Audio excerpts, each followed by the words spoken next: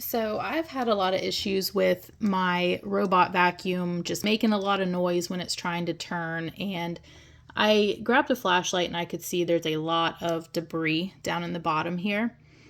So the best way to remove this little directional ball is I get a flathead screwdriver and I get up underneath of the rubber on the ball and just pry it up and slide it out. And as you can see, there's a lot of pieces of carpet in there, so you'll want to get those removed and really cleaned up. So I had a lot of debris in here. This is all pieces of carpet, dust, probably cat hair.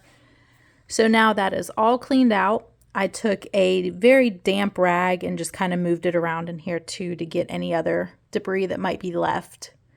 So now I'm going to put the ball back in. Before you put it back in, you want to make sure you get any pieces of debris that are on the little pin here.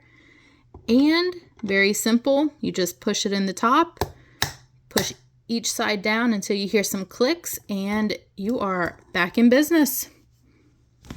And now everything is cleaned out and I don't hear any more clicking from this ball, so it should turn as it should.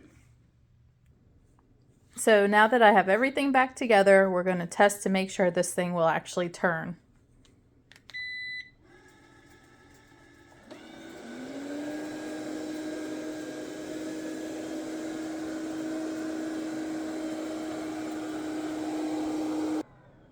So everything seems to be in working order.